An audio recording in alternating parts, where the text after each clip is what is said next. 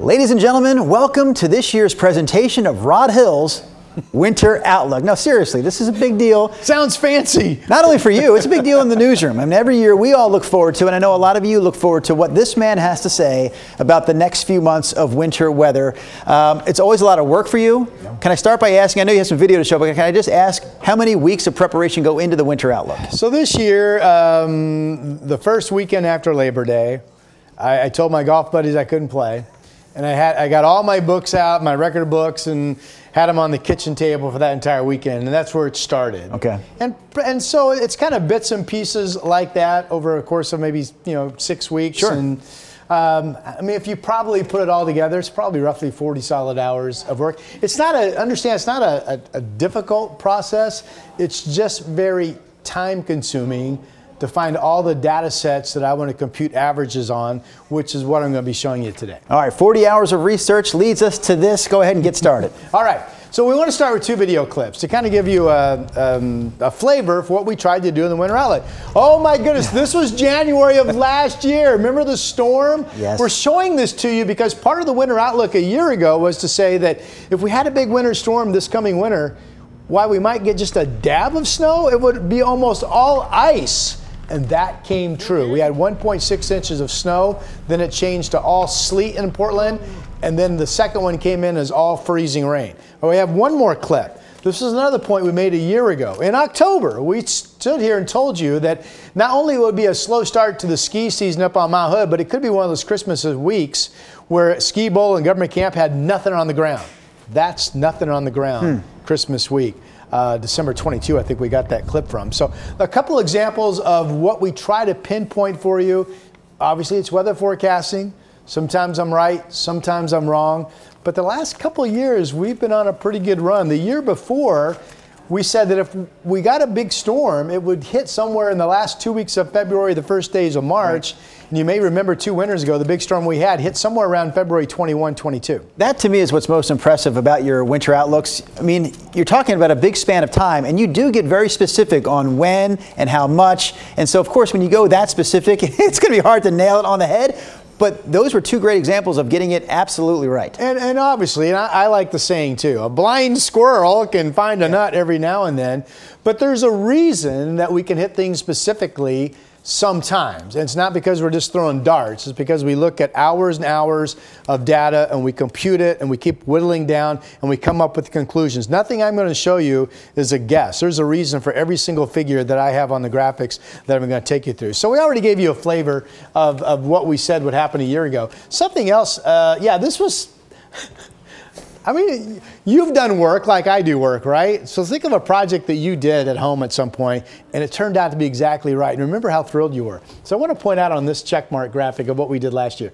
We said last December would turn out to be the warmest month of the winter season in terms of how far above normal it would be. So when the climate report came out for December a year ago, it was exactly 4.5 degrees Fahrenheit above normal mean, which is the exact temperature we had on a graphic in October.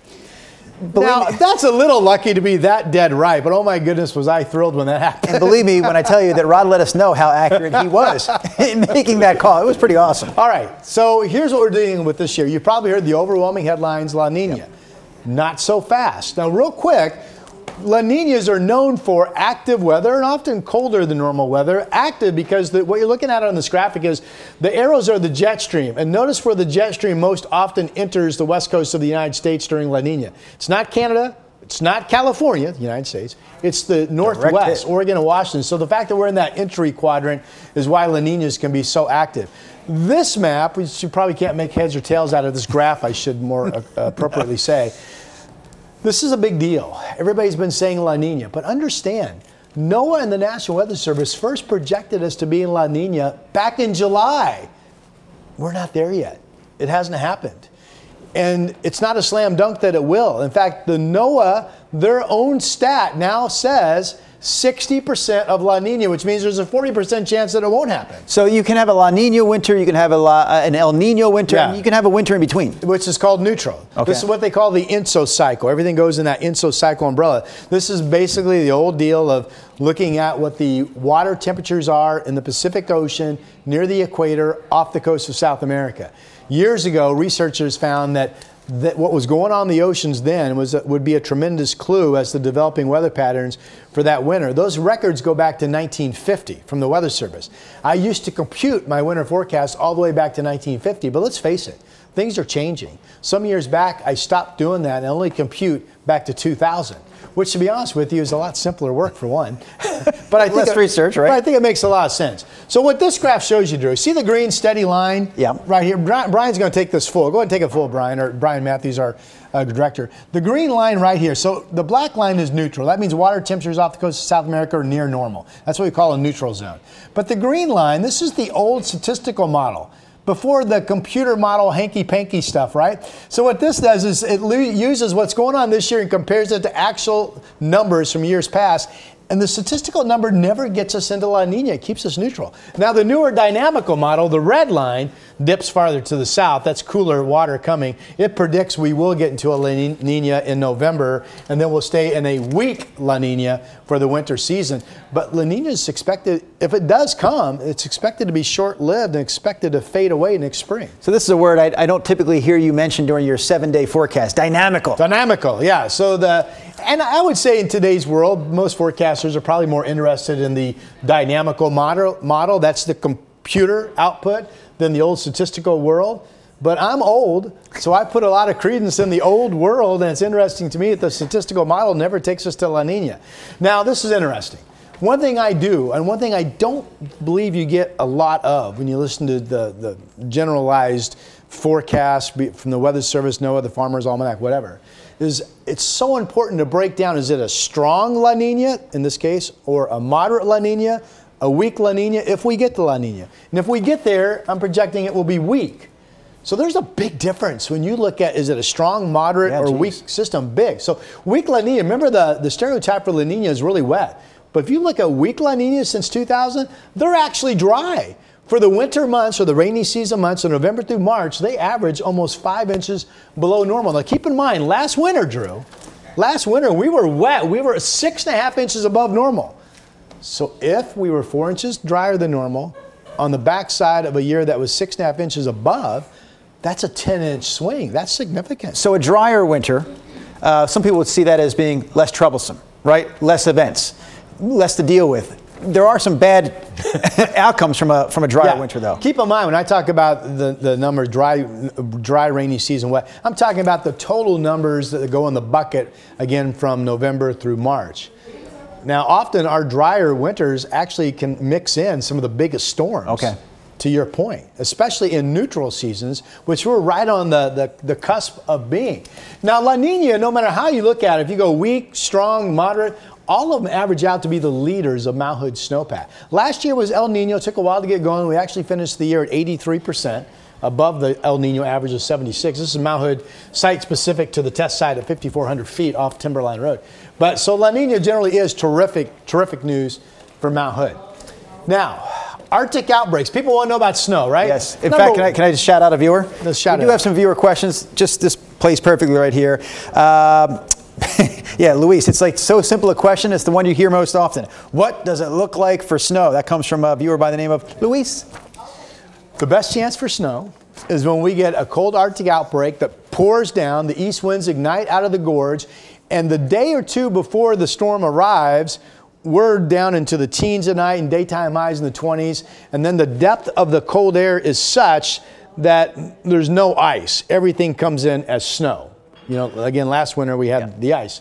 So in neutral and weak La Nina years, this is not overwhelmingly a statistical advantage, but it does show 10 of 16 years. So to some degree, the pendulum swings towards favorable this winter for Arctic outbreaks. These are the 16 since 2000. Interesting, last January, what led to the ice storm was an Arctic outbreak, actually. It was the setup made it ice, not snow. And that was an El Nino year. So you can get these Arctic outbreaks in the El Nino years, but the pendulum does favor more neutral to La Nina seasons. And every every outlook that I do, I find a data set of comparable years. And I found 7 this year, including, and Brian, this is where I want you to roll that 2008 Christmas week footage, right, including the winter of 2008 to 2009. That was a December that dumped 19 inches of snow in Portland.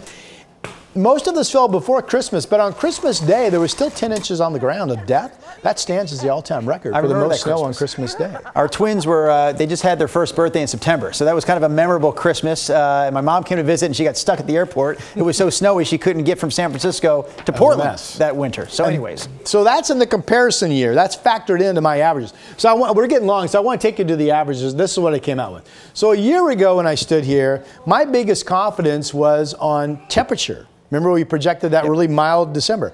I stood there and told you I didn't have any confidence on total precip numbers. This year it's the opposite.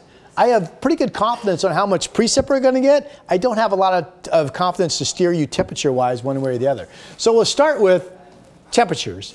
November through March, not much confidence here. I mean, I'm kind of broad. I say we're going to average 2 degrees below to a degree above, so that's pretty close. Right. But this data set does support wild swings of all of a sudden, bam, you get a big storm.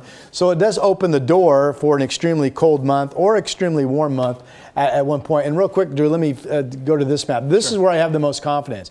And I'm flying in the face of what a lot of the outlooks that you've heard in the media say. I'm going drier than normal this winter. So if we're a couple inches below normal compared to what we did last winter, we'd be some 8 inches plus below normal. Now, we could have some big spike months or spike storms mixed in, but overall, when it's all added up, from November through March, I think we're going to be drier than normal. Is this too much of a shot in the dark to ask if we were going to have that spike, if we were going to have that outlier, a big storm? Do you have an idea of, read this. Okay, here we go. You're going to ask me when we're going to have the storm, because there have been 2 years ago, I said the storm would come late February or March. Yes. I don't see a signal for that this year. So I made the point of saying a big storm could hit in December, January, February. It's kind of an even Steven chance through those 3. Again, not overwhelming stats for a big snowstorm, but this says 60% is what my computed average came out to be. In my mind, I think it's greater than that. I'll be surprised if we don't get a decent snowstorm. And again, the headline here is the opposite of last year. The big storm will be pretty much all snow with no ice. The opposite from 1 year ago. Yeah. Linda Wilkinson, if I can throw out a viewer question. She comes in very specifically. Any major ice or snowstorm for the west side of the Portland area? Maybe with that question, we could talk about how sometimes it is hard to forecast because, you know, Clark County can get a major snowstorm while we get an ice storm in Portland and Salem's getting rain. We can also have rain in downtown Portland. You go up to the West Hills at 500 feet and it's all snow. But she went specific west side with her questioning. Yeah, west side. So the west side, which can be kind of a cold air drainage basin. Again, I don't see ice. I see snow. With us leaning neutral to weak La Nina, that would favor, here's my answer, that would favor a heightened number of winter events. Maybe just 1 or 2 big storms, but often we have those winters where it's like 3 or 4 where somebody, maybe Hillsborough gets 6 inches and downtown Portland doesn't get anything. Yes. I think this winter does favor that. It is tough because you'll hear the complaints. When you call for a snow day and, you know, West Lynn gets 6 inches and Beaverton gets 1, everyone in Beaverton says, hey, where's our snow? Yeah. So 3 big confidence points. Number 1, if we get a big storm, it's going to be snow, not ice this year. Number 2, I feel like we're going to be drier than normal overall in terms of total precip in the bucket. And my 3rd big confidence point is this one, and it's a big one. Last year, we didn't get off to a good start for the ski and board season. It took forever to get bases up on my hood. It was really going into January before we did it. This year, it's the opposite. I think we could have a 92% normal snowpack or greater. I think we're going to start building really good bases up there as early as December 10. Maybe we have Thanksgiving snow, maybe we don't. But December 10, I think we're starting to build solid bases where everybody's open. And Christmas week, I've got Timberline with a 75-inch base, Meadows with a 63, and Ski Bowl with a 39. A year ago on Christmas week, Timberline only had 20. I'm saying this year 75. A year ago, Meadows only had 16 Christmas week. This year, I'm saying you're skiing on 63. Ski Bowl had nothing, and this year I'm saying 39. So it would be terrific if I'm correct on this. That would be and the resorts are banking on you being correct. Yeah. I mean, they would love that. Yeah. So again, you know, I just kind of concluded everything. But a drier season, any big storms will be snow.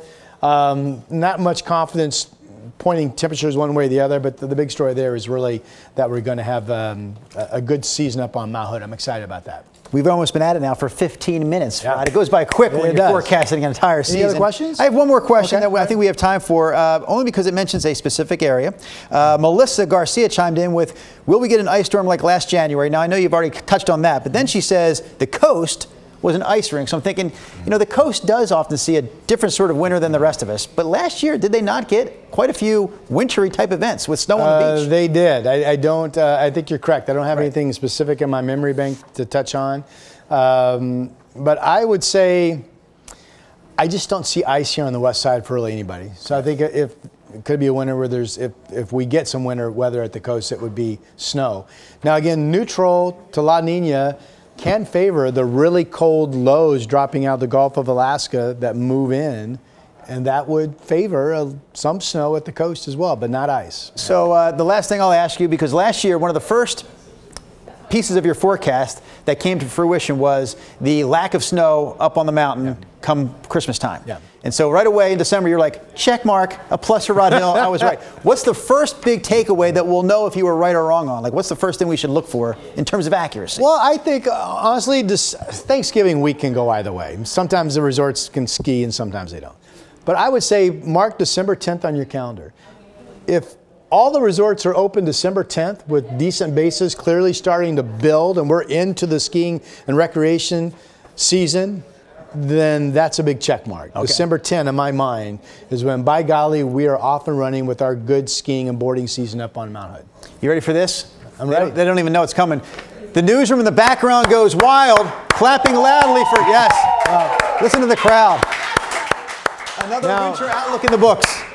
I really do appreciate the support. We've been very fortunate the last couple of years where a lot of what I've said has come true. Yep. But it is an outlook, and I like to remind people that statistically speaking, the more you're right, the closer you are to being wrong. I just hope this isn't the winter that I'm wrong. I hope we get the good Mount Hood snow, and nobody likes ice, so let's hope if we get the big winter storm, it is snow, not ice this year. It always helps to knock on wood, Rod, so go ahead, knock on the wood. Bam, bam. Oh, that is hollow. As we say, thank you for watching Rod Hill's Winter Outlook.